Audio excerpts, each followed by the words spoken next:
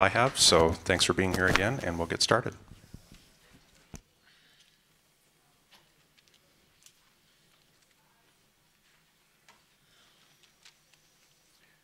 Good evening, everyone, and welcome to our event entitled The Question of Assimilation and Incorporation in the 21st Century America, with our distinguished guests, Peter Beinart, John B. Judis, and Ana Navarro. Our event tonight is part of a larger spring series at the college, Who is My Neighbor? Immigration, Freedom, and Community. My name is Edmund Santuri. I'm professor of religion and philosophy at St. Olaf College and Morrison Family Director of the college's Institute for Freedom and Community, the institute sponsoring this evening's event and the spring series just referenced. The purpose of St. Olaf's Institute for Freedom and Community is to explore diverse ideas about politics, markets, and society, and to foster constructive civil dialogue among those with differing values and contending points of view. In the way of conveying what all of this might mean with respect to our topic tonight, immigration, I want to share, as I did last week at our previous event, some observations of Kathy Skirman, a friend of mine who was in El Paso recently assisting immigrant families from Honduras, Guatemala, and El Salvador. Her observations are compelling and bear repeating. Here is what she said in an email to me, and I quote, "I had a good conversation at the airport with a Texan and a Trump supporter. He wanted more border security by building the wall. I wanted a better way to process asylum seekers who I felt should be welcomed here. In the end, we agreed that it was good to have conversations with those who disagree with us, helping each other to understand the other person's perspective. It's so important these days to listen to a wide variety of perspectives and then to talk together in a calm way." I quote these remarks of Kathy's because they capture nicely, in my view, what our Institute for Freedom and Community is all about, that is to say, generating conversations of the sort that Kathy commends. For helping in organizing our event, very special thanks go to the staff of the Institute, Administrative Assistants Shannon Regier and Assistant Director Greg Seams. Thanks to Molly Work and Carrie Vanderveen of Marketing and Communication, and to Jeff O'Donnell and his Broadcast Media Services crew. Thanks to students Ava Bowman, Ezra Garcia, Gervan Ngumba, and Vilma Rivera for helping us tonight. Finally, thanks to Professors Mike Feuerstein and Tom Bernardin and students in the Public Affairs Conversation program for their special participation in the event tonight. We are pleased to have with us our distinguished guest panelists, whom I will now introduce from the audience's left to right. First, Peter Beinart, Professor of Journalism and Political Science at the City University of New York. Peter is one of America's most highly regarded commentators on American politics and foreign policy. He's a contributor to The Atlantic, senior columnist at The Forward, and a political commentator for CNN.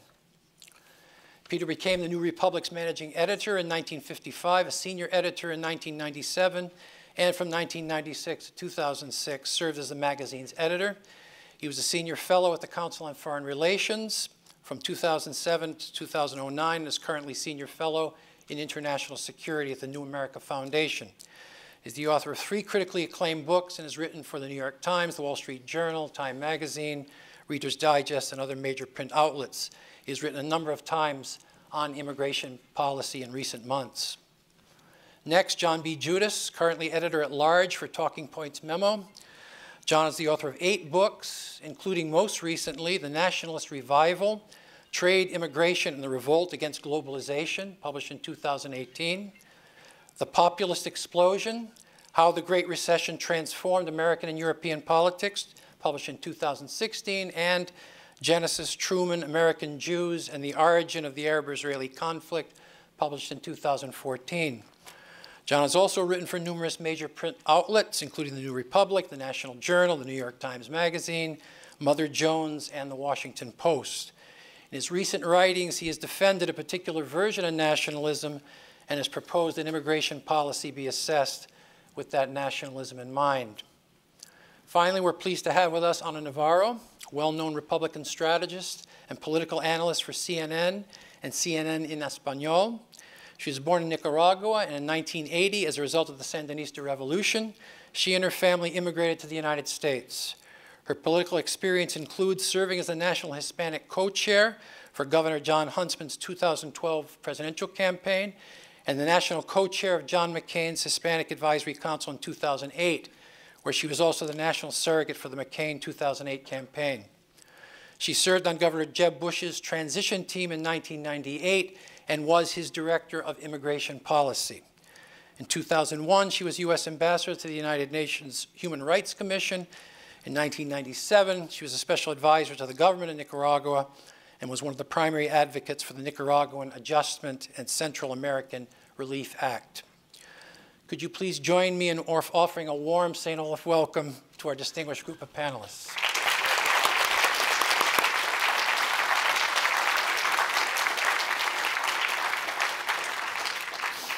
Again, our topic tonight is the question of assimilation or incorporation in 20th century America, and more particularly, the question of what conditions need to be satisfied to ensure that immigrants integrate into American society in a mutually satisfactory way. How much of American culture, custom, and value should immigrants assimilate in order to become fully incorporated in American society? Is learning English enough or even necessary? What about other American practices and values? This is a topic that generates a lot of heat in the immigration debate. Indeed, some object to the very use of the term assimilation in discussions of immigration policy because historically the term has had racist associations. Requirements of assimilation have been appealed to in justifying laws prohibiting the immigration of groups deemed unassimilable on racial grounds. But even short of such overt racism, many worry, generally, that expressed concerns about assimilation of immigrant groups are arrogant and troublesomely ethnocentric, if not racist in moments, and at any rate are out of keeping with values like freedom, diversity, and pluralism at the heart of American democracy. On the other hand, there are those who argue that fashioning and sustaining a political society dedicated to a common welfare requires a sense of unity, deep feelings of bondedness and mutuality, patriotic sentiment, the spirit that we're all in this together, the willingness to sacrifice for one another as one nation. But that kind of spirit of unity, according to this second view, is made all the more difficult, if not impossible, by the linguistic and cultural fragmentation that is the product of extreme forms of multiculturalism. In this account, assimilation has its challenges and painful moments, but it's not intrinsically racist and need not be problematically ethnocentric. And it's worked in the past with previous ethnic groups like the Irish or the Italians or the Jews, who had their struggles, of course, but whose third and fourth generations in America have assimilated, all the while retaining elements of their traditional cultures especially important to them. Or so the counterargument goes. Well, what are we to think about all of this? Our panelists are going to help us think through these matters, and we'll start with Peter Beinart. Thank you. It's really it's a pleasure to be here. It's worth noting that immigration as a central issue in American politics and an issue that really divides the two parties very profoundly today is relatively recent. In 2000, it was only in 2000 at the Republican National Convention that the Republicans were the first party to have a Muslim prayer uttered from their podium at a convention. It was George W. Bush, the last Republican president before Donald Trump, who said, quote, every person has dignity and value no matter what their citizenship papers say. And in 2008, as Ivana could attest, John... No, not Ivana. Certainly not. Anyways, I know there's some things that only immigrants will do, but not this immigrant. John McCain and Barack Obama didn't have particularly different immigration policies in 2008. So I think one of the questions before the assimilation question is try to understand why immigration has become such a profoundly divisive issue on partisan lines in the United States. And I think there are a few different reasons. The first, of course, is just that we have a larger share of the American population born outside the United States than we've had since the early 20th century, another period in which there was a rising anti-immigrant politics that emerged, particularly actually in the Republican parties, though not only in the Republican Party, and that for Donald Trump's constituency, which tends to be older white people, making America great again involves romanticizing a moment in the United States, the post-war moment, the 1950s, or even the 1980s, when the percentage of Americans who were foreign-born was much lower. Because remember, America pretty much cut off immigration in the early 1920s and didn't really start it again in a large way until the mid-1960s. So the America that was great in the mind of a lot of Trump's voters was an America with a much smaller percentage of foreign-born. I think a second reason we've seen such a backlash against immigration has to do with the failure of the war on terror, which is that there was a spirit after 9/11, I think in retrospect a very hubristic spirit, that America was going to go out and change the rest of the world, change the Middle East. And in the bitter realization that those efforts have failed, I think especially on the right there's been a kind of inversion, which is to say if we can't change the world, at least we can make sure the world doesn't change us. And we've seen that in the wake of other failed American foreign wars. It happened after World War I when there was a big surge of xenophobic nationalism. Even during the Korean War, you saw the rise of McCarthyism as a kind of isolationist, xenophobic nationalism in the wake of a bitter war. And I think the third reason is that the American right, I think, was anchored by three principles. The one was capitalism, the second was Christianity, conservative Christianity, and the third was nationalism. And America has become more secular, including on the right.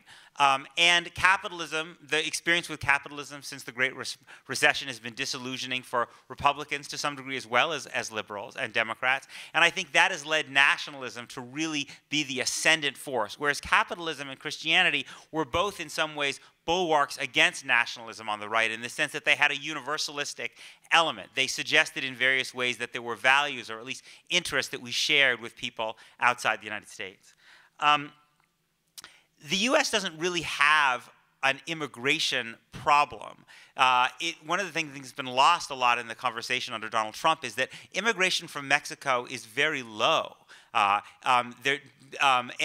Even though the U.S. economy is strong, there are not a lot of immigrants coming from Mexico. I think the major reason is actually that the birth rate in Mexico has dropped so dramatically since the 1960s that there's just a much smaller pool of people who would be the age that you would immigrate, the kind of young men. The percentage of those people, the birth rate in Mexico has gone down from like 7 or 8 in the 1960s to like 2 or 3 now. And that has just dramatically shrunk the population that would be immigrating. What we really have is a challenge of people coming from the northern triangle of Central America, El Salvador, Guatemala, Honduras, seeking asylum.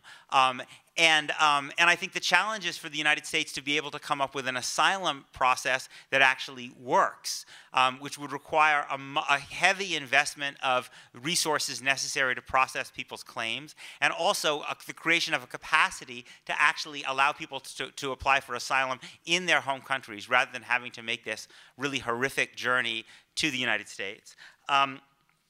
And it would also, I think, require the United States, and this is something Democrats have not really started talking about, but I think really has to be central to their response, for the United States to actually invest in Central America.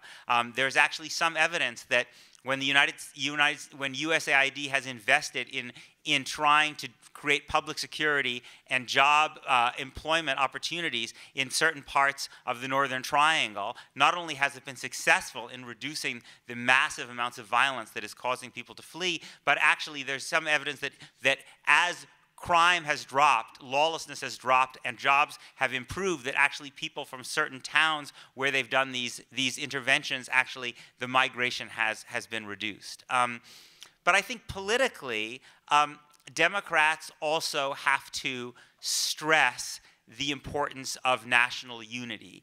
Assimilation does not mean, I think it should not mean, the idea that people have to absorb American culture and contribute nothing to it. Far from it, right? American culture has changed dramatically from an American identity that was really Northern European Protestant under the influence of the contributions of the last large wave of immigration in the early 20th century from Southern and Eastern Europe. So we can't say to people, you need to simply absorb the existing culture that exists. I think that's the kind of ethnic nationalism that you hear a lot in the kind of Fox News environment.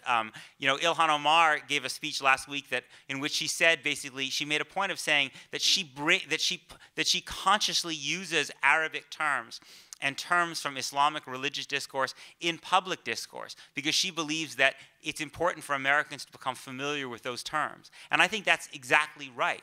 Just as Americans became familiar with terms that were originally Italian or Yiddish, right? Part of American common culture should be to adapt and integrate these terms from new immigrants, and we can be enriched by it. So the assimilation process, the integration process, has to be two ways. And yet I still think it's important for Democrats not to emphasize that learning English is critically important. It's not that immigrants don't want to learn English, but it may be often the case that they don't have the pathways to learn English that we need to provide them. There is some evidence from academic studies that the rate of English language acquisition is a little bit lower among recent immigrants than among earlier immigrants. And I think the Democratic Party should make it a central part of its immigration identity to make it easier for people to learn English, partly because people learning English doesn't mean they have to give up their language of their home country, but learning English is a path to economic opportunity. Also, I think there's some evidence that the faster immigrants learn English, that can take some of the edge off of the nativist, kind of racist, xenophobic sentiments that Donald Trump has fanned. So there's a sociologist named Ariella Schachter at Washington University who looks at anti-immigrant sentiments. And one of the things she noticed is that when immigrants speak good English, the kind of nativist sentiment of native-born Americans tends to go down somewhat.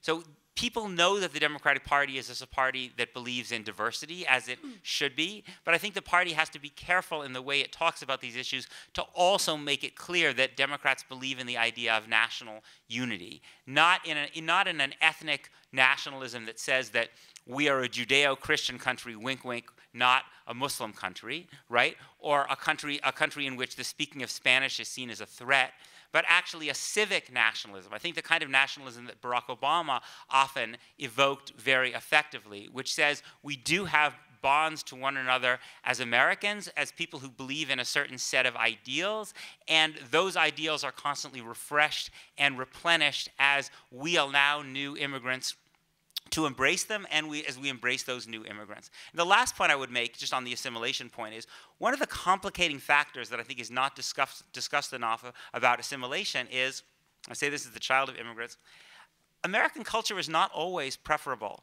to the culture that people bring from other places. So for instance, oftentimes you find in studies that as kids, immigrant kids, become more Americanized, their eating habits get worse. They do worse in school, right? I mean, think about the oppositional nature of American teen culture, right? There are studies that show that immigrant kids come to American schools with a higher degree of respect for teachers, but then they get assimilated into an American teen culture which says, school's stupid, the teachers are stupid, right?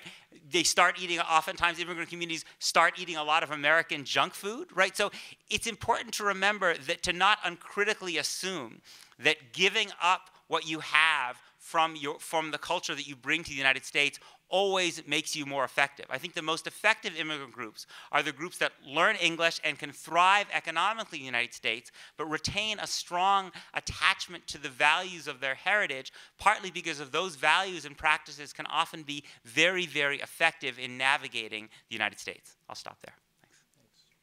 John? Hello, St. Olaf's. I got a tour of your campus today. Great architecture.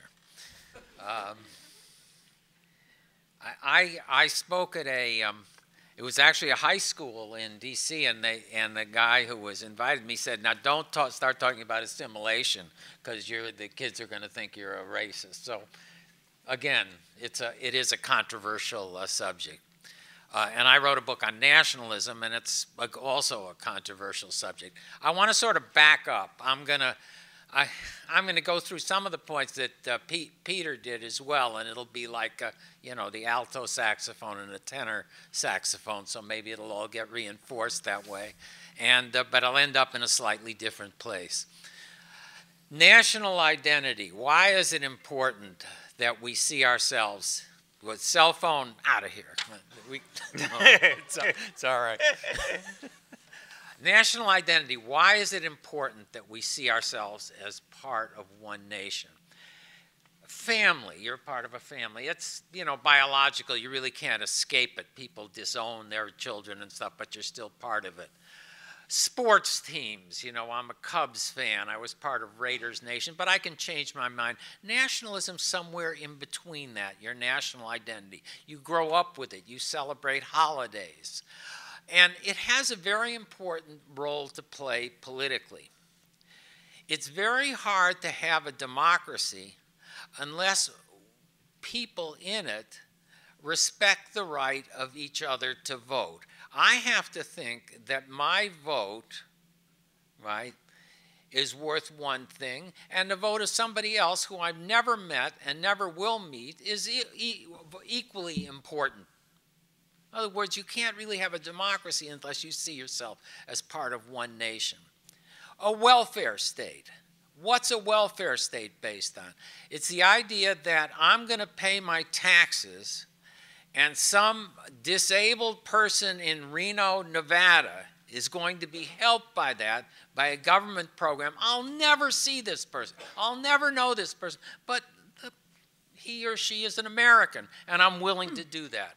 When that identity, that kind of national identity breaks down, then countries are in trouble. Now, the obvious thing is when you have secession crises, like in Spain. The government is really in a lot of trouble with Catalonia wants to secede. But it also gets in trouble when there is discontent over immigration and over increases in immigration. Europe, the source again of a lot of the kind of ideological us versus them nationalist politics that have arisen in the last 30 or 40 years. United States, again. And, actually, Peter, it starts in the 1980s in Texas. Then it's the California referendum. It's been going on here for like 30 or 40 years. And the heart of that, again, comes with something like Obamacare, where people say, well, I'm not willing to pay my taxes for them, where this kind of sense of national identity breaks down. And you cannot have the kind of advanced welfare state that I would like to see this country have, Medicare for all, et cetera, unless you have this sense of one nation and one common identity. So it's important. Immigration, what role does it play in it? Now, think about, again, when we had this enormous burst of social legislation, the New Deal, the 40s and 50s, when Social Security really gets transformed into a universal and very rich program. And it sort of ends with Medicare. That's the kind of the final 1965. That's kind of the last phase. This coincides, I hate to tell you, with the time when immigration was radically restricted because of a program, again, that was racist and bigoted and was aimed at people of my nationality, Eastern Europeans, Southern Europeans. But the effect of that was to create, again, a kind of lull, which allowed people to move up the scale economically, World War II to fight together, and to emerge after World War II, again, with this idea, really, that's when the idea of the melting pot, which goes back to 1912, became popular. And that, again, leads to popular support for a lot of these kinds of programs. Now, what's been happening since then? 1965, immigration legislation not supposed to increase the number of immigrants, but because of family reunification, it does. 1990, another piece of legislation. So, I mean, we're talking about this, what? It goes from 4% to 13% not native born in the United States from 1965 until the present. In addition to that, you know, somewhere between, I don't know, 11 million or more undocumented or illegal immigrants are in the country. Now, why has that become a big issue? Why is it important at all to people? And let me concentrate on one particular aspect of it that I think helps explain the Trump vote in 2016 and why we are clashing now about it. Because it is a clash. There are two sides to it. I mean, a lot of liberal Democrats, again, they're not worried about it. It's something that is much more common now to Republicans, to certain parts of the country. I think one of the things you have to look at is the uneven development of capitalism that starts to take place in the 1980s. Boy, these centuries are just passing us by. The 1980s and the 1990s. Some of it due to automation, some of it due to trade, where you get the deindustrialization of these large parts of the country. And don't again think of it just as the Midwest. North Carolina's furniture industry, a lot of parts in the South, especially between 2001 and 2016, get hit very hard by it. Now, what does that economics mean to people culturally and socially? These are people, again, and I've done this work. I mean, I was just in Mansfield, Ohio, where Sherrod Brown was from. This is a community, again, that was based upon big industry, Westinghouse, Tappan, Empire Steel, these huge factories that people lived in. They were unionized. People had middle-class wages. People said to me, well, you know, if you lost your job in the morning, you could get a new job at lunch. A social life. A religious life built around this, the expectation that your children would do that. That gets really stripped away in the last 30 or 40 years. What that means, again, is that people's sense of identity, it becomes under threat. And what was formerly, you know, we're all nationalists in America. We all care. Our heartstrings went with 9/11 and stuff like that. I was sorry I wasn't young enough to go fight in Afghanistan. But again, for somebody whose scope of identity becomes much more restricted, family, religion, nation become all that more important and all that central.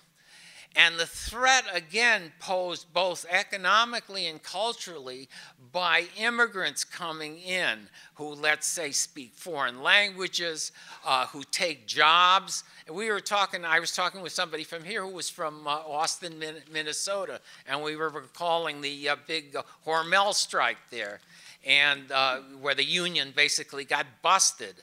And I knew this was the answer, and I said, well, who's working there now? Immigrants are working there now. Political reporters go to Iowa every 4 years for the caucuses, and they're just amazed by what are all these people so upset about immigration in these small towns in the western part of Iowa, where Steve King is the congressman. Meatpacking industry used to be, again, middle class, unionized, now mainly very low wage, very dangerous, primarily immigrant. Again, this creates what's seen as a threat to nation, to neighborhood, to family, to all these kinds of things. And now if you look on the other side, you have an incredible prosperity in these metro centers, like the one I live in, Washington, D.C., or New York, or Chicago, or Minneapolis, where people now have multiple identities. I always used to joke with myself, when I would go downtown, and when I moved to Washington, D.C., and Peter and I worked on the New Republic together, and you'd meet these big shots, and I would count in my mind how long it would take for them to tell me what college they went to. And if they went to, if they went to Salisbury State, I wouldn't hear about it. But if they went to Harvard, Yale, Princeton, I'd hear about it. And I might even hear about what prep school they went to. And I'd hear about what law firm they were part of. And, what big wheels they knew. In other words, there was this kind of very enlarged and fluid sense of identity. A lot of what's going on in America right now is this clash between two kinds of ways of life that is underpinned by an uneven economic development. And one of the manifestations is the big fight we're having over immigration. It sort of symbolizes it. If you add to that finally what Peter mentioned, the war on terror and Islam, then you have real dynamite. That's really why you get the rise of these parties in Europe, which were formerly they existed, the National Front. It's now called the National Rally. And it existed from early 1970s, but all of a sudden in 2002, it comes in the guy comes in second in the presidential election. Why is that? September 11th. Holland, Germany, Germany was going to be immune from having this kind of thing. And then Merkel lets in, 1.2 million immigrants from the Middle East, a lot of them Muslims. All of a sudden that just blows up because initially, you had some acceptance of it, but then you get these rapes in Cologne, you get a terrorist attack in Berlin.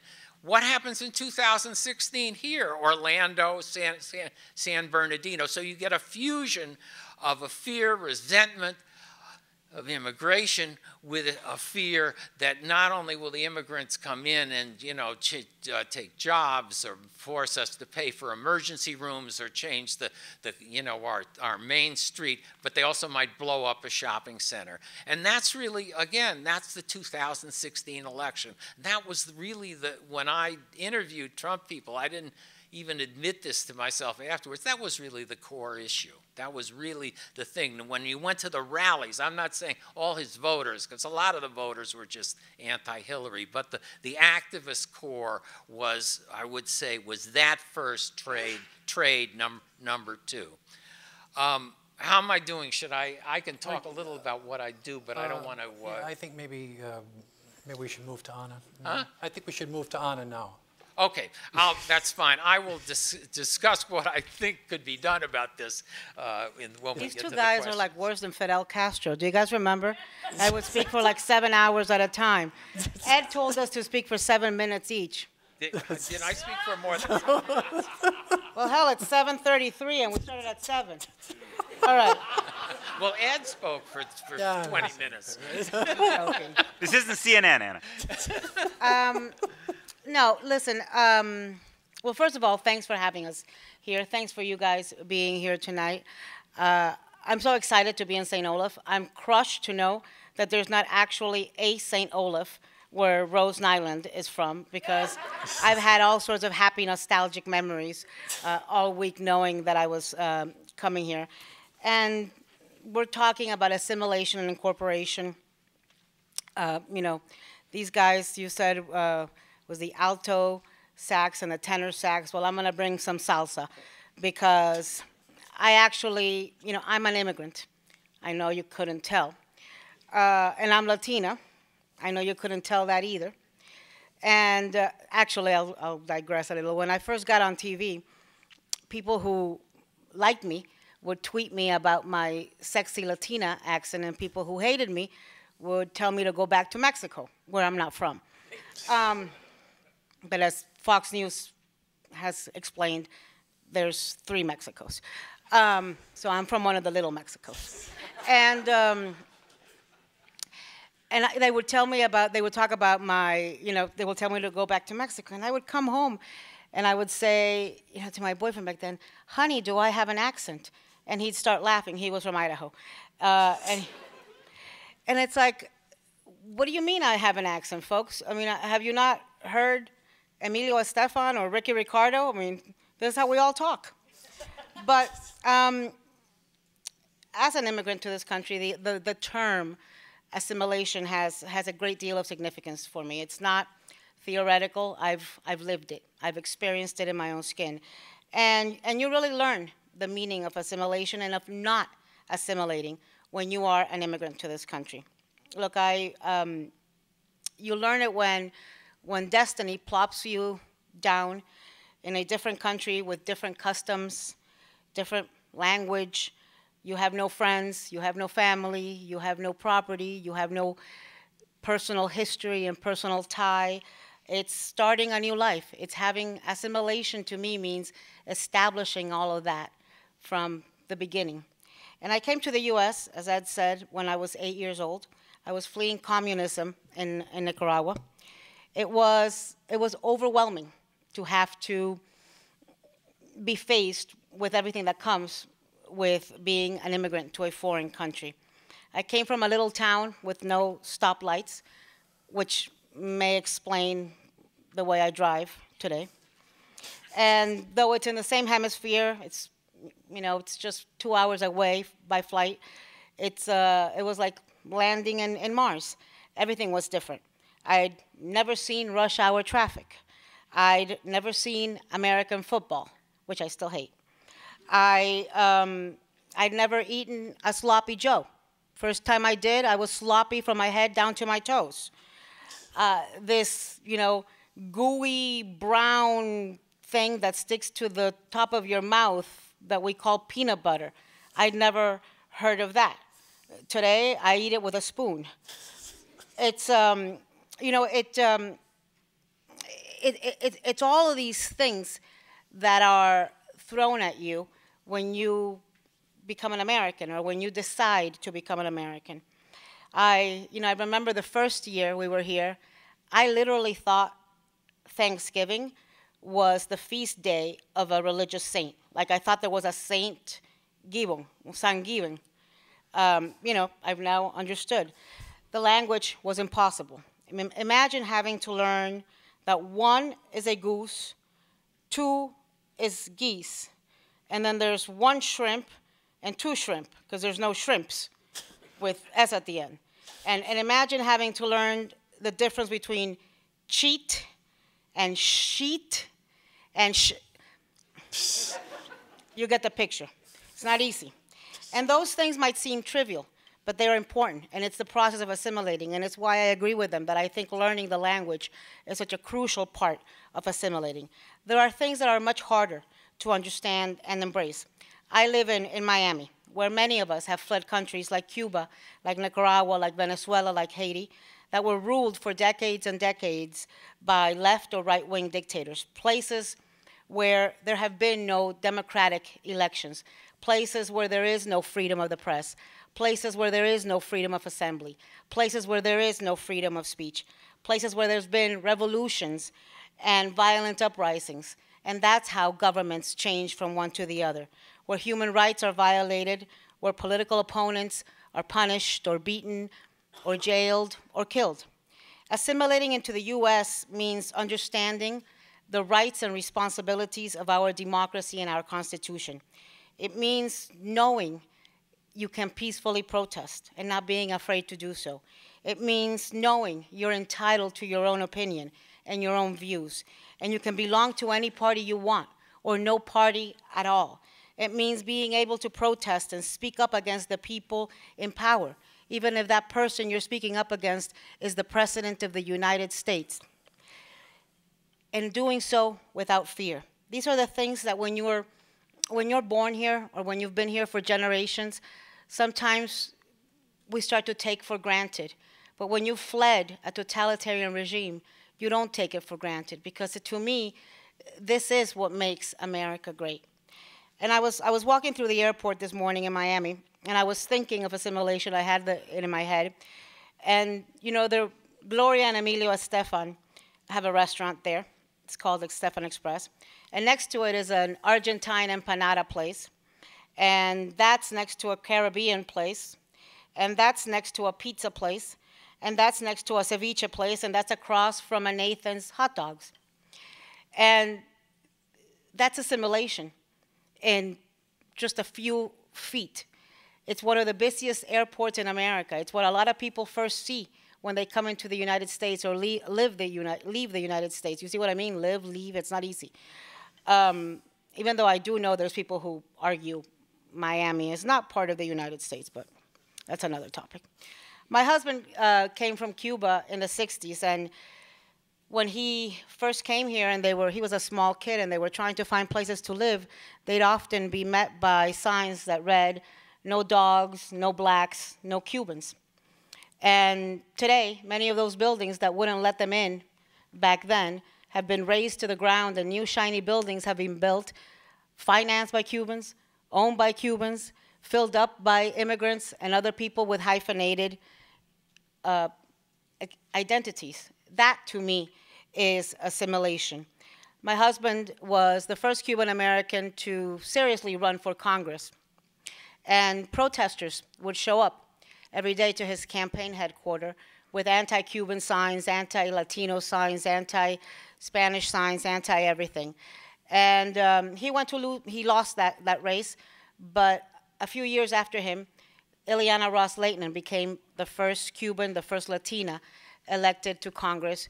To me, that's assimilation. Since then, we've had so many folks from Miami, from Florida, Latino immigrants run for and win in Congress, in the Senate, governorships. A couple ran for president as Republicans last year. Yes, yes, yes, I'm going to claim Ted Cruz. I don't know why.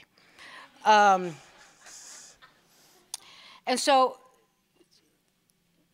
to me, that is the process of assimilation. But the process of assimilation is a proactive one. It's not a spectator sport. You need to want to be part of the social fabric.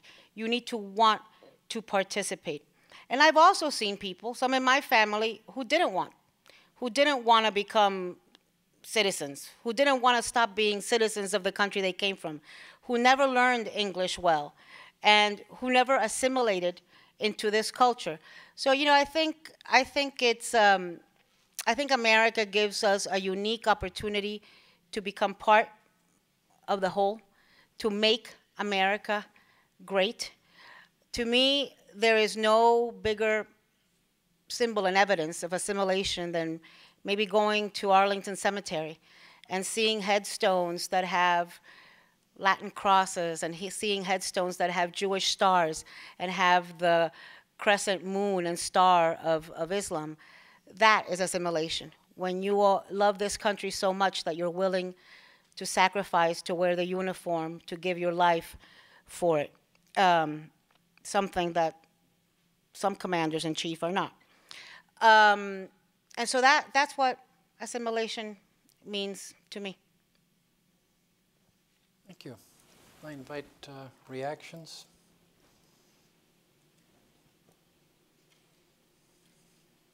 Well, I had something about something that John said.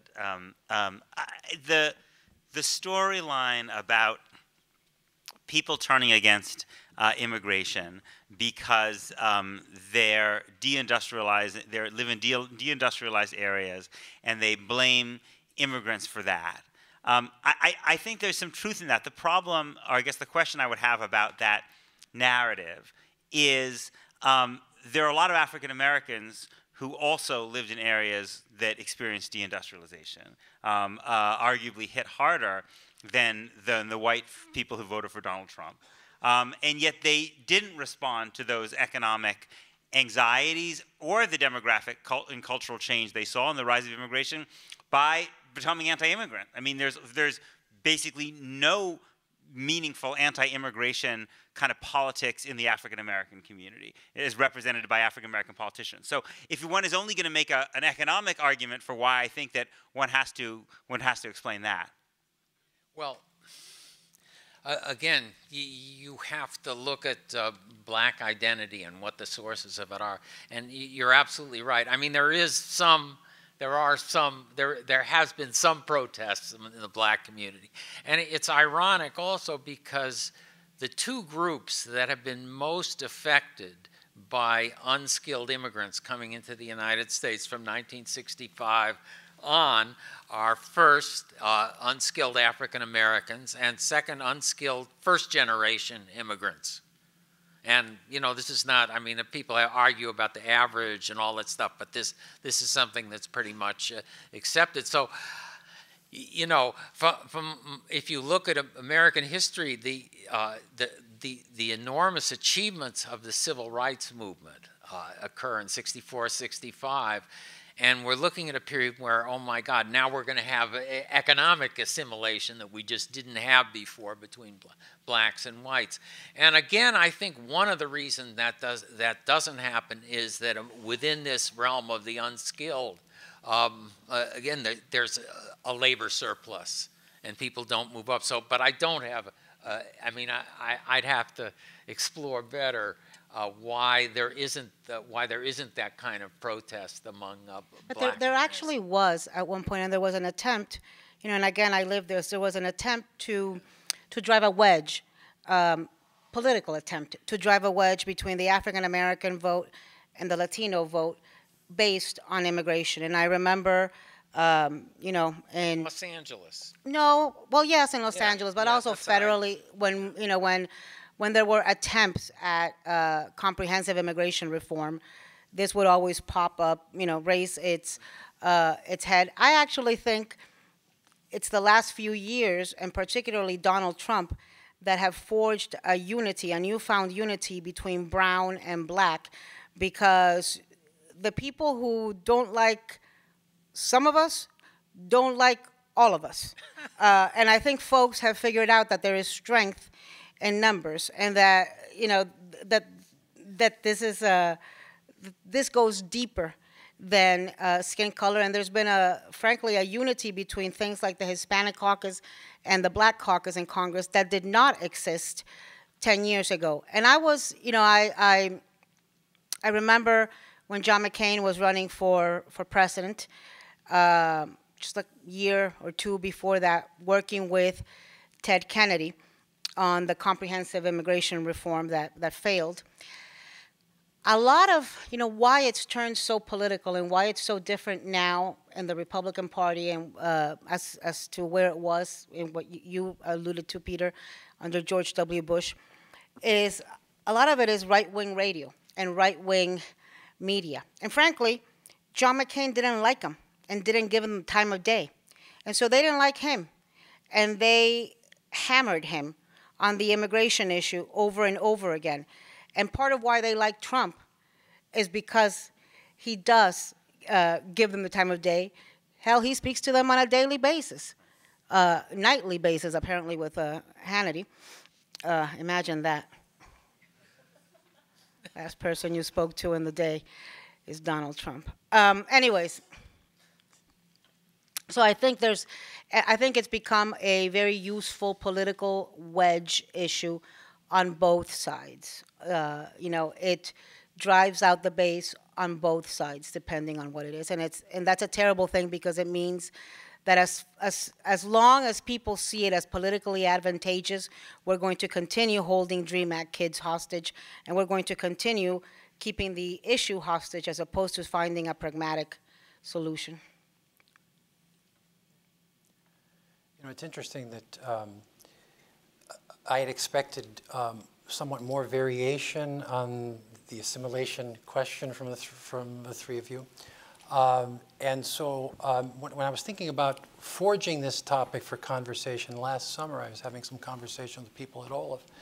And I was advised in various moments to stay away from the topic, and that assimilation does have, the concern for assimilation does have racist history and racist connotations. How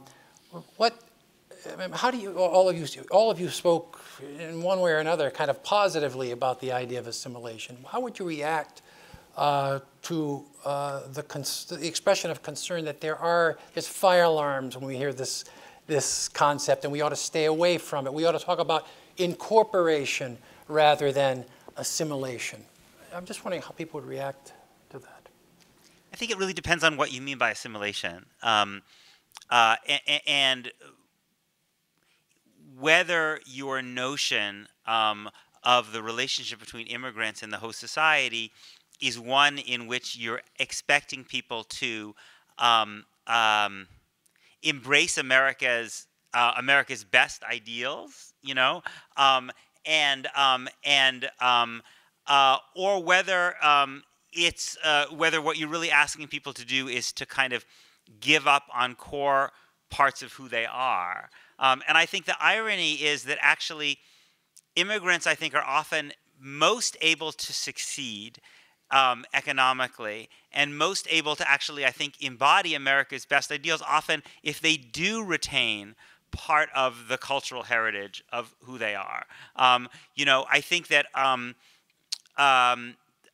because oftentimes being rooted, you know, America, I think it's important for us to remember that America is, you know, my parents are immigrants, and I remember very strongly as a kid that my mother both was very grateful that she and my dad had come to the United States, and was also very fearful of certain aspects of American culture.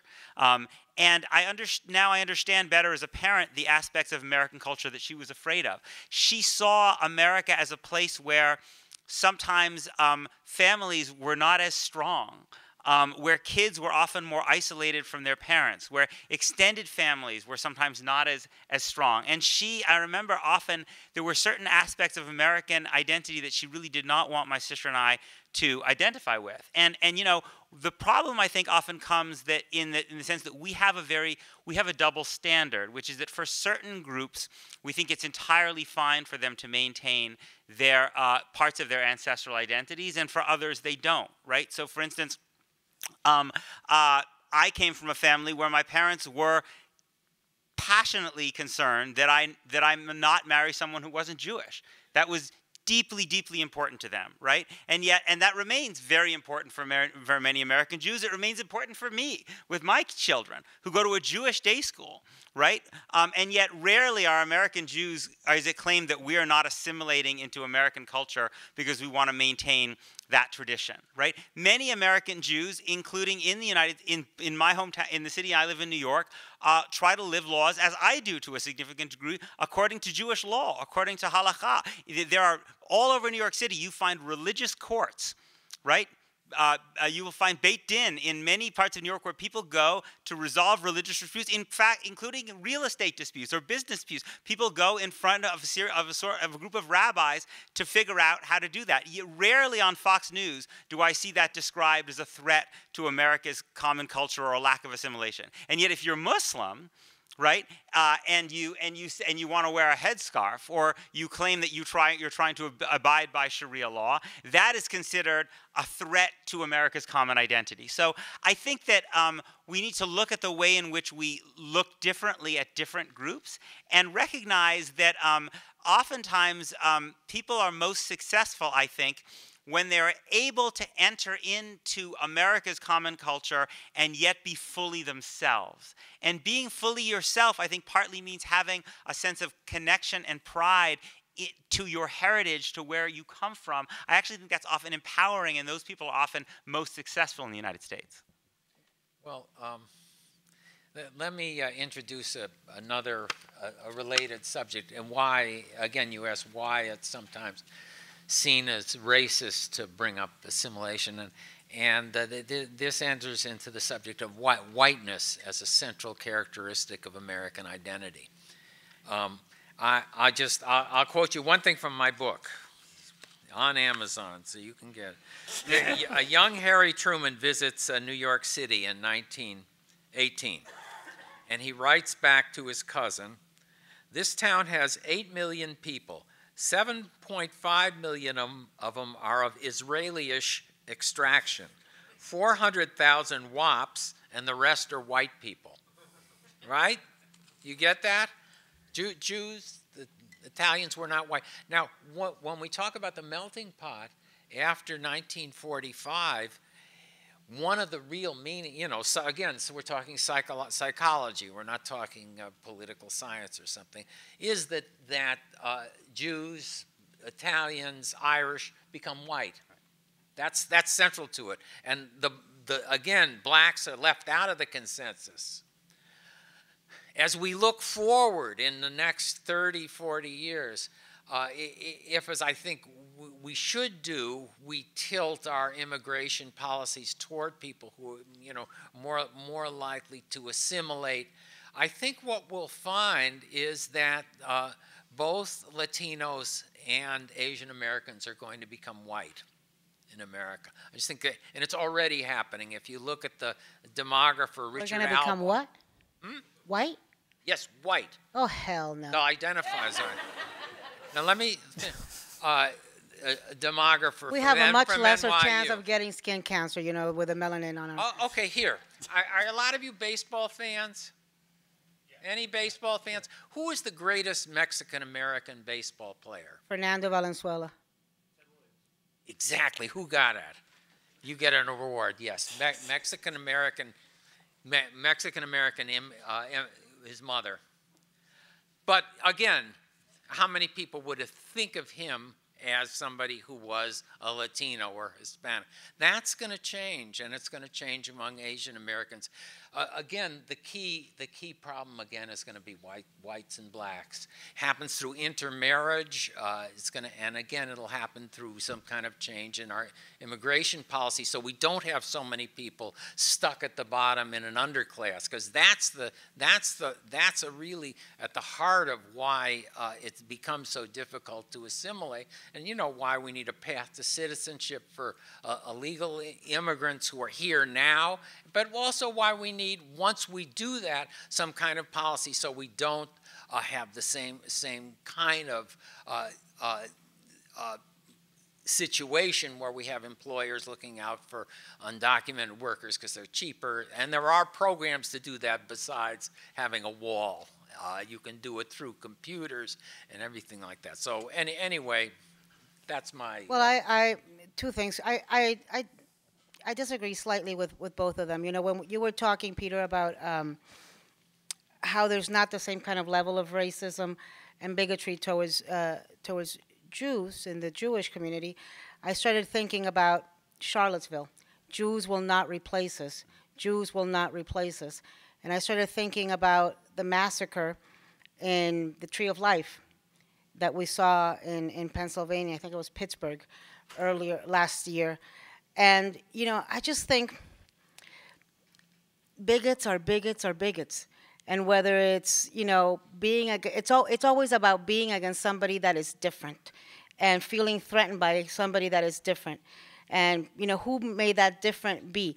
Now, I would also argue that the Jewish community has become part of the establishment in a way that newer communities have not.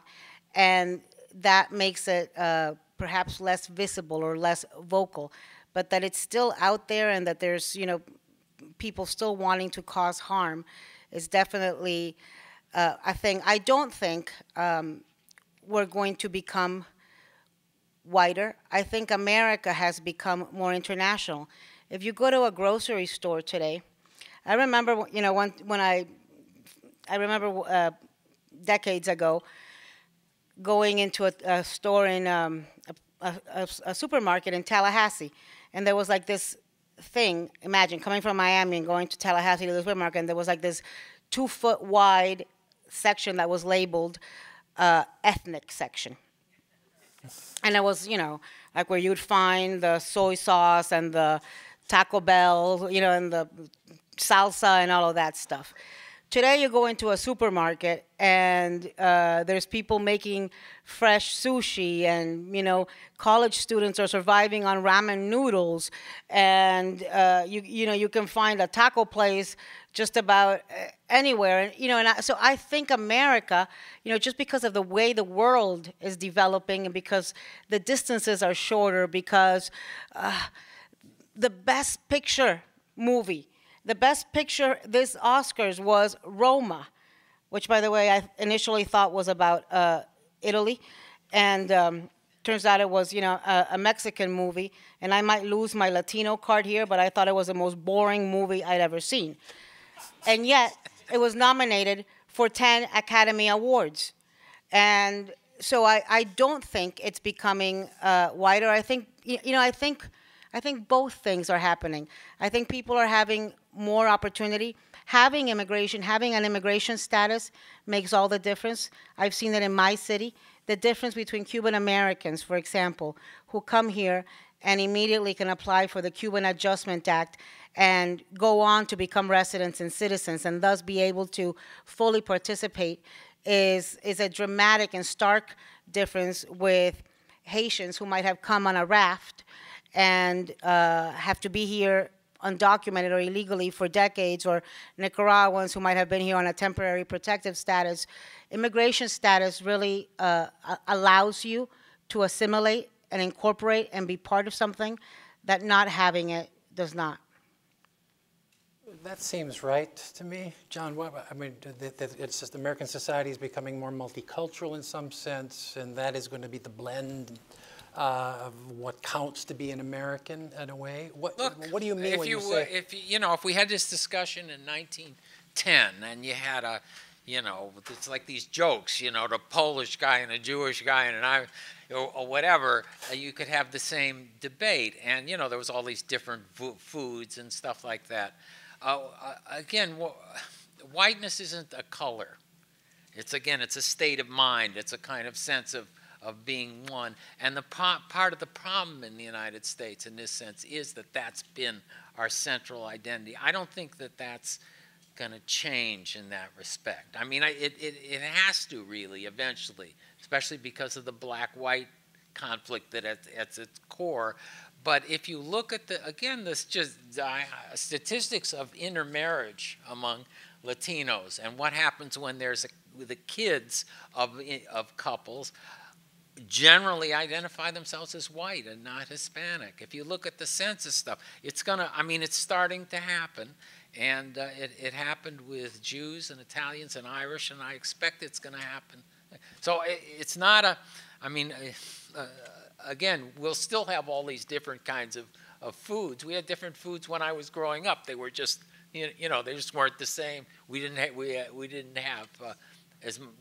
I didn't go to a Mexican restaurant until I was 20 or something. So I gotta tell you, I think the only people that can say that,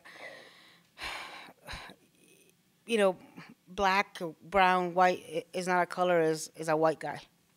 Because I think if you ask anybody that is perceived as black, I remember, and I'll remember when John McCain and Barack Obama were running. I remember when Barack Obama was running for the primary. A lot of my black friends, including people in Congress and black leaders, were supporting Hillary Clinton. That's back when, you guys remember, Bill Clinton had been the first black president. And they would tell me that Barack Obama was not black enough. And I would laugh at them and say, you guys got to be kidding. The only people who think Barack Obama is not black enough is black people, because everybody else looks at Barack Obama and sees him as a black man, though he was the child of a biracial couple.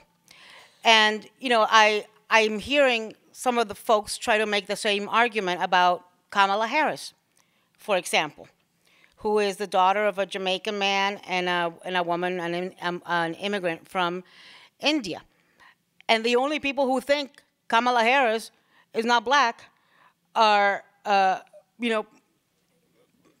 frankly, must be colorblind. Because Kamala Harris identifies as such. And so I don't think that the color lines are going to disappear. I do think the economic issues are incredibly important. But when I look at the field, the Democratic field, it really is like that joke. A Jewish guy, a black woman, and a gay man walked into a bar, and they were all running for president as Democrats. And so I think communities have assimilated, and America has assimilated to different communities. I think it's happening on both ends.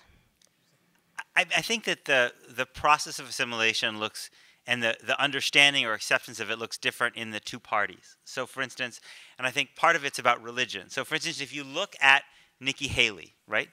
Nikki Haley is South Asian, right? And yet, even in the age of Donald Trump, in I think what has become a pretty openly racist Republican Party, she seems pretty popular. And one of the things that's interesting, if you notice, for instance, the emergence of South Asian politicians in both parties, right? Now I have there are a whole bunch of South Asians in Congress. We've had a couple of prominent Republican South Asians who've risen to national prominence, Bobby Jindal from Louisiana, Nikki Haley, South Carolina. What you notice, I think the difference is that in the Republican Party, it is now acceptable to be South Asian if you're politically conservative and if you're Christian. Right? Nikki Haley and Bobby Jindal both converted to Christianity.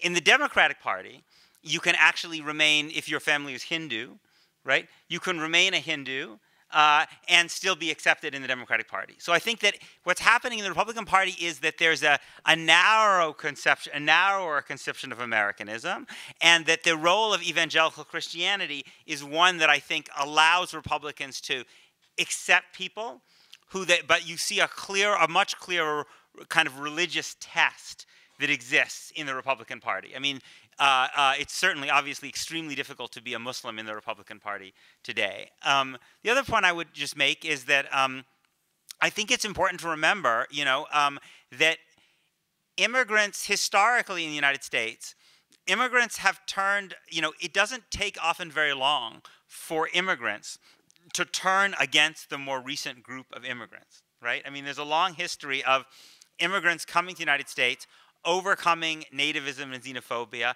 and then essentially replaying that towards more recent immigrants. I mean, even within the same Jew, there was a tremendous, when large numbers of Eastern European Jews started coming to the United States in the late 19th and early 20th century, there was a lot of hostility from an earlier generation of German Jews who thought, we like Jews, but not those kind of Jews, and you understand our politics, and in a way that I don't. But I have to say, I was surprised first by the percentage of the Latino vote that Donald Trump won.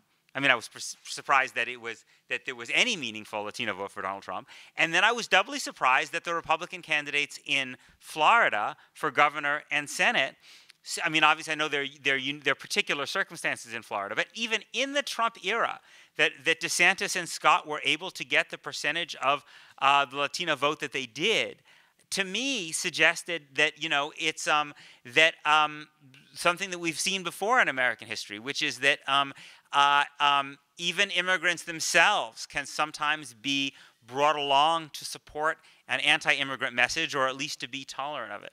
Yeah, but they weren't. Those two races that he's referring to, Rick Scott, Florida Senate. It's the old idiom, right? All politics is local. Rick Scott was one of Donald Trump's first supporters and first endorsers, even though there were two Floridians running for the presidency. It helped that he didn't particularly like either. He made it his mission for years, to campaign for the Puerto Rican vote in Central Florida, not take it for granted. He visited Puerto Rico maybe 8 times or so after the earthquake. He, my God, the man even cut ads in Spanish, or what he thinks qualifies as Spanish. On the other side was Bill Nelson, who is a friend of mine and somebody I like. I know both Rick and Bill. And Bill Nelson, Rick Scott might as well have been running against a corpse. And I would argue Hillary Clinton made a similar mistake. She realized way too late into the campaign that African Americans and Latinos were not going to vote for her just because she wasn't Donald Trump. Look, part of assimilating into American democracy is wanting somebody to earn your vote, to earn your support, not to take you for granted, to have to work for it. And she didn't realize that until about 3-4 weeks out. She hadn't put any money into campaigning for that. She didn't show up in the places where she had to. And I think you saw that, you saw the difference there. You saw lack of turnout in communities that she needed. So even new Americans like to be wined and dined. I think Texas, there was a similar, Greg Abbott, who, Yeah. I wouldn't vote for whatever, dog catcher. I mean, it's not in any way pro-immigration. Gets in the 40% range in the governor's race, 40 plus. I think he got 45% against Wendy Davis.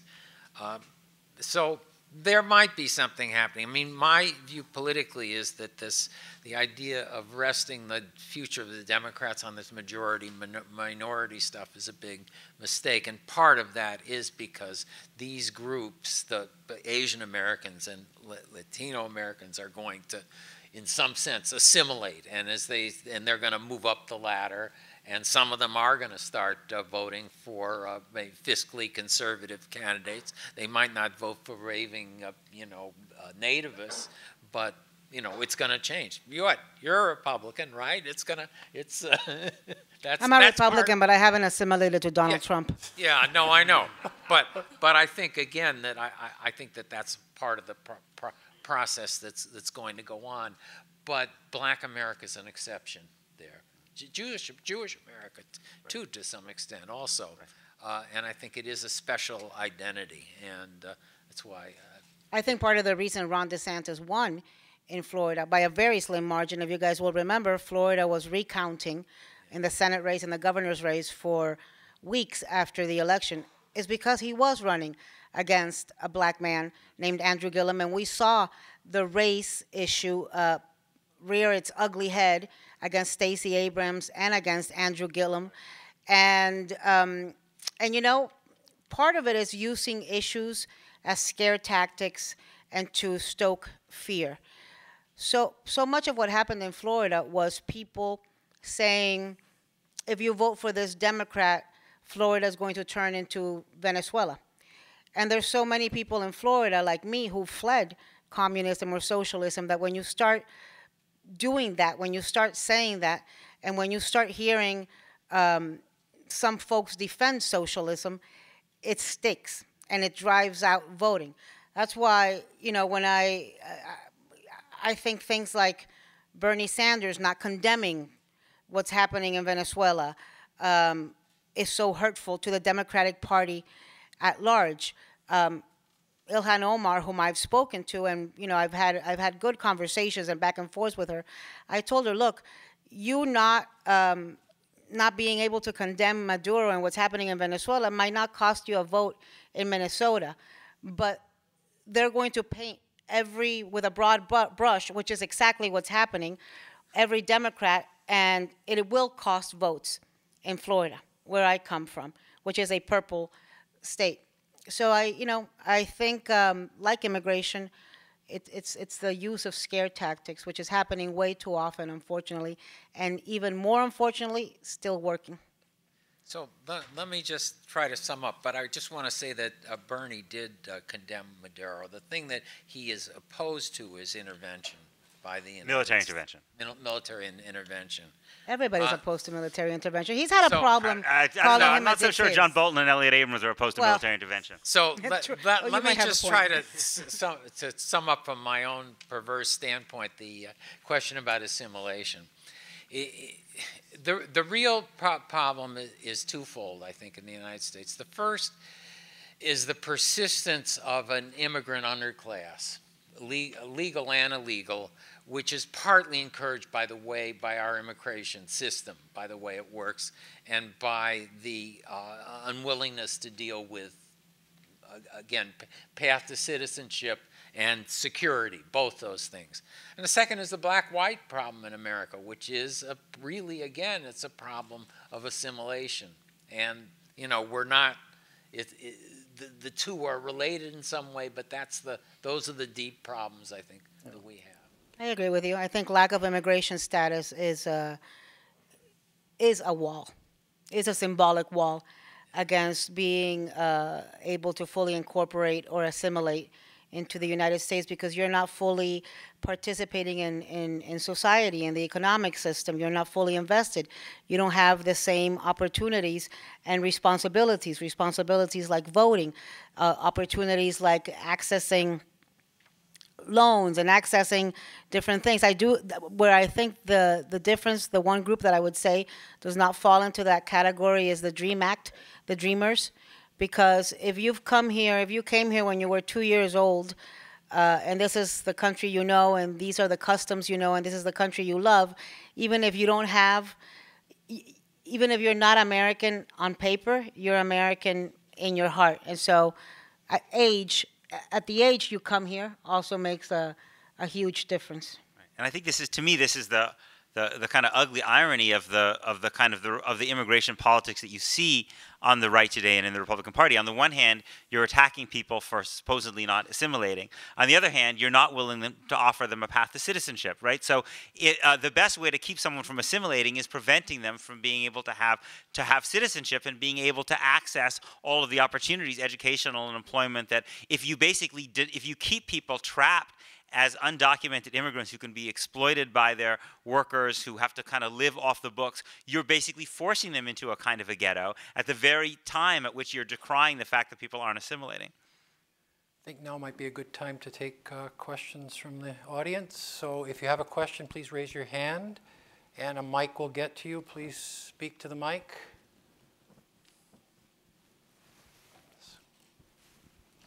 Yeah, I think this is a nice transition.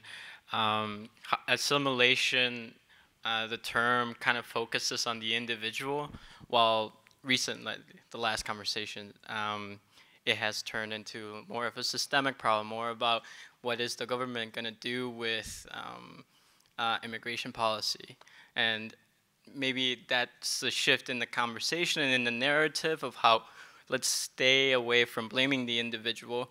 But it was mentioned that some family members of yours who do not want to learn to speak English, and then you went on to say how English does help make, like learning English and the benefits that come from that makes America great. But what about those who don't want to learn English? Are they not great as well, or? You know, honestly, unless you're Pete Buttigieg, learning a foreign language as an adult can be very difficult. And the older you are, the more difficult it can become. Look, I'll tell you my dad's story. My dad, you know, we fled here in 1980, as I mentioned. My dad wanted to go back. My mom didn't. My mom's a U.S. citizen. She speaks English. She had been here. She had gone to high school here. They went back after a change of government. And right now, things are really bad in Nicaragua again. The Ortega and his thugs have killed hundreds, if not over 1,000 Nicaraguans in a very short period. There's a period of political violence and repression, which is terrible. And I keep asking them to come here. They can. My mom's a U.S. citizen. You know, he would be eligible. And he said to me, look, I left my country when 40 years ago because you guys were small. I had small children. And I had a duty and a responsibility to make sure my children were raised in freedom and in safety. But today, at 80 years of age, you're going to have to drag me out of here. You know, I'm not leaving my country again. Leaving your country is hard. It is a very hard decision. I don't think it's one that most people take lightly, and it's usually because of how bad the conditions, either political or economic, are there. And it's why but you know, what you're saying about personal responsibility versus blaming it on the system, it's not that black and white. Pardon the pun, because I'll just give you some examples. When you have legal status, for example, you're eligible for things like in-state tuition, or student loans, or FHA loans, or or you can go and finance a house. You can go and finance a car. Those are things that are not opportunities for people who are here undocumented, even if they've been here undocumented for a decade or 2 decades or 3 decades. And so it's harder to go, it's harder to be undocumented and go find a vocational school or a language school where you can learn English when at the same time you're working probably for low wages because you are undocumented. So it's not that black and white. There's a lot of nuance to this issue.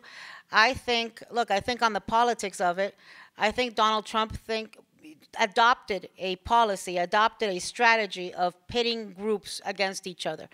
And I think he believes it worked for him. He won. It worked. That's why you saw him pull out the same exact playbook in 2018. And all of a sudden, this border crisis and, the caravan and the political ads about it, because in his head, it worked. And even though they got creamed in the House, in his head, he still thinks they won. And you're going to see it brought up again in the next election because for him, it is a playbook that he believes turns into political victory. Yeah, it is kind of amazing how the caravans always seem to materialize right before elections. Right. Another question? Ana, I have a question for you. So in our Spanish 232 classes at St. Olaf, we try and break down how traditionally, like, the Latina or the Latinx groups in the United States are kind of used as a monolithic group, and we try and break that down into kind of the individual experiences within the groups. So I've kind of been interested in hearing you switch back and forth between frames of referring to yourself and Latinas as a whole, but then also individual Latin American groups within that, whether it be living in Miami or the unique experience of Cubans coming in. And I was wondering, kind of from your own experience, but then also kind of politically, how you see those kind of identifications changing as well, and when they're utilized, when they're not, when the larger collective Latina identity comes out, and when the kind of more individual Nicaraguan or Cuban identity comes out. I don't think about it that much. It just happens naturally, and it's, as you were talking, I was thinking a couple of episodes ago in the last season. Do you guys know who Henry Louis Gates is? Dr. Skip Gates, Finding Your Roots. So he's the chair of genealogy at Harvard, and he's got this show on PBS, and he did a show on me. And he asked me where I was from. And I said to him, where you're from depends on where you are. So if I'm in France and somebody asks me where I'm from, I'm American. If I'm in America and somebody asks me where I'm from Miami. If I'm in Miami and somebody asks me where I'm from Nicaragua. Because the question means different things in different places. So, look, for me, it's, I really didn't know the Latino experience until I left Miami. Because in Miami, we haven't quite gotten the memorandum yet that we are a minority. And it wasn't until things like, Elian Gonzalez happened that I think that point was driven. It is a very different experience depending on where you come from and when you came.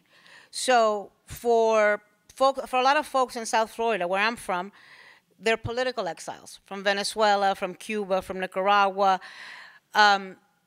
who are recent arrivals and weren't here during the civil rights struggles of the Chicanos in the 1960s.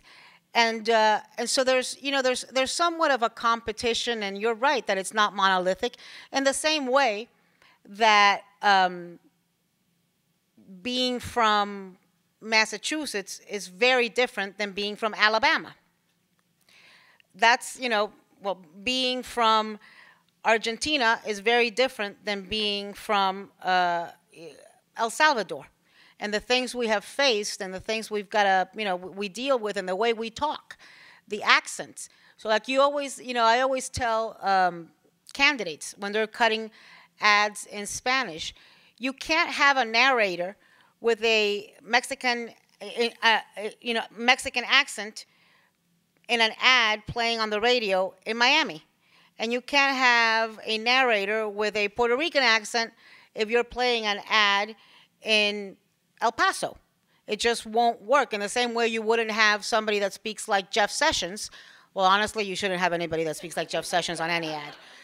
But if you were, it certainly should not be in California or Massachusetts, right? So, you're right. It's not a monolithic group. We have different interests.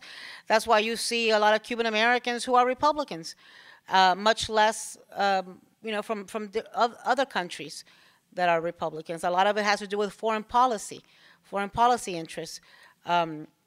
John Bolton, Mike Pence, Donald Trump have been in Miami like 4 times in the last 2 months doing speeches on Venezuela. And even though the Democrats in Congress from Florida all support what Trump is doing vis-a-vis Venezuela, they don't invite them because they want to turn it. They're using it as a political wedge issue to drive out the vote.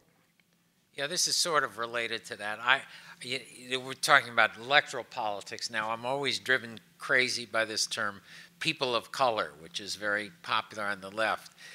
And you get both Asian Americans and Latinos and African Americans all, lumped in this one group that's supposed to vote in a similar way and has similar experiences. And if you just look at, let's say, Asian Americans, I had this problem once I was writing an article about this, and I made a whole list of Siberians, right? Somebody from Siberia, Thailand, India, Pakistan, Philippines, Japan, China, all, again, American citizens, enormously different. So the person said, well, Siberia, they're not from, Siberia is not part of Asia.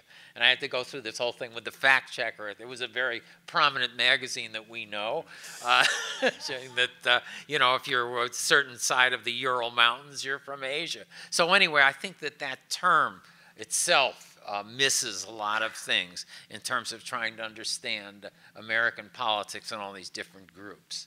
Yeah, and yet to go to Anna's point, how you think of yourself depends on the context you're in. So there's an interesting study where they looked, for instance, at kids in high school in New York, and they asked them, what's your identity? And they would say, I think they did it at Stuyvesant, which is a prestigious high school in New York with a very, very large Asian population, right? So they asked kids, what's your identity? And they would say, I'm Korean American, I'm Chinese American, I'm Vietnamese American.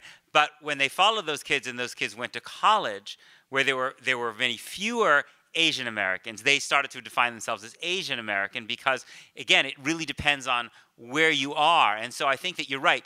In Asia, the idea of an Asian identity is absurd, right? It's the largest continent. And you're right, people from Korea or China or Vietnam have very different experiences. But when they come to the United States, they may have certain common experiences because they're perceived the same way. And that's how I think these kind of broader identities can get formed. We have time for one more question. Well, I'm going to see. Can you hear me without the mic? Please speak to the mic. Thank you. I'm not first-generation immigrant. I'm an immigrant. My parents fled Germany, East Germany. We came in 1956. And for those of you who think that learning English, well, the best way to say it sucks, okay? In the meantime, long time ago, I did get my master's in education, and I work with kids nowadays to help them understand that we all are different, but we're all the same in many ways. And one of the things I tell my high school students that I work with, just think, we both have 2 eyes and a nose in the middle. And if the nose would be turned upside down, we all drown when it rains. So we all have a good laugh at that. But I think the fact that going back to assimilation, what does that mean? I came to St. Olaf College in 1960, and I've been in this country 3.5 years, learning English from nothing. I came to northern Minnesota. I came to the end of the world as far as I'm concerned, to Minnesota, to Northfield. The hardest part for me was people that I liked telling me I should be like them because they were from northern Minnesota, way up north. They had never met any Germans, except maybe I don't know what they thought of. But I think it is trying to go and help people understand that we're all alike as people. You know, I go south in the summertime to be with kids down there. I'm not white. I'm pukey, Minnesotan, they call it. Okay? And I said, what does that mean? Well, actually, that's not a nice thing to say, but I think we have to help people understand that we are alike. We put our pants on the same way. If we don't, we can't sit down, okay, if we put them on backwards. And I think we spend so much time talking about our differences. We should talk about what makes us the same. Whether you're Latino, Jewish, I went to Evanston High School where they had, to me, I thought it was a very cool community. It was very black, and at that time they called it Negro, and the majority of the people were Jewish. Now, can you imagine a little girl from Germany babysitting Jewish kids? And I asked them, why do you trust me? And you know what they said? You are a person, and we like you. And I think we need to go back to that, whether our politics are sideways, upside down. I mean, every day I keep thinking, oh, gee, what's going to happen today? We are people, and we just have to stop thinking about what makes us different. We have to look at what makes us the same. Whether Latinos, Jewish, polka dot, green, purple, whatever it is kind of stuff, gay, straight, or whatever it is. And I think that our society, we want to change people saying, believe in me, you got to think like me, you're wrong. You know, does that work when we tell people they're wrong? It doesn't. It reminds me of a comment that actually Ilhan Omar made in her speech last week, which was which got all this controversy. And what she said, she had this line where she said, "It's hard to hate up close."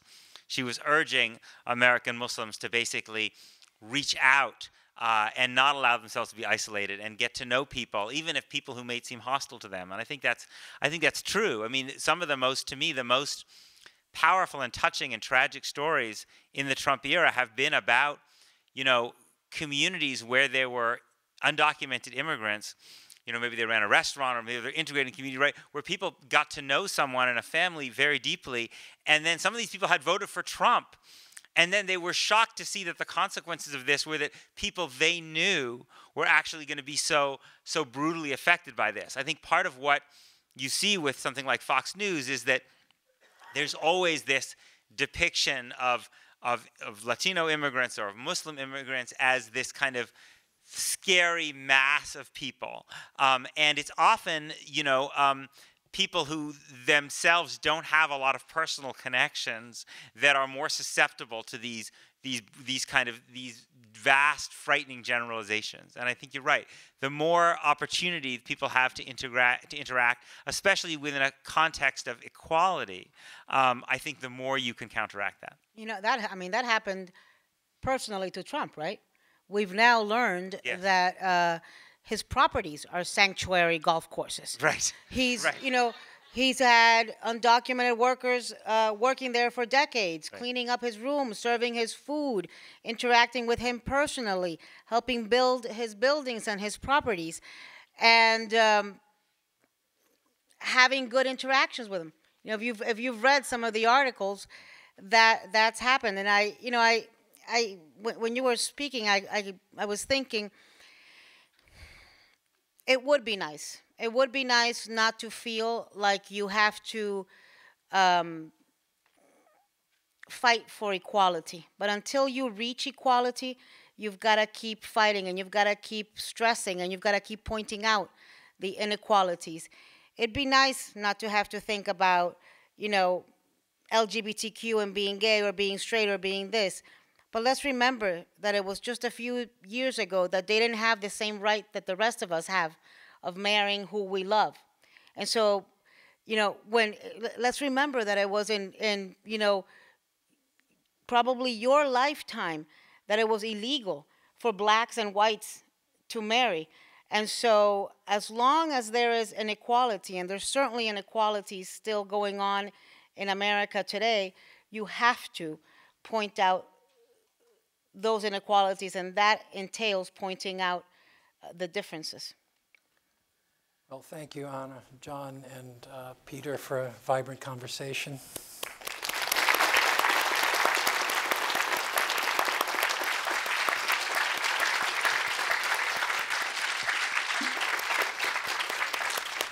And thank you all for coming. Good night. Oh, you okay? All right. Is it up or is it down? I'm gonna get. If you go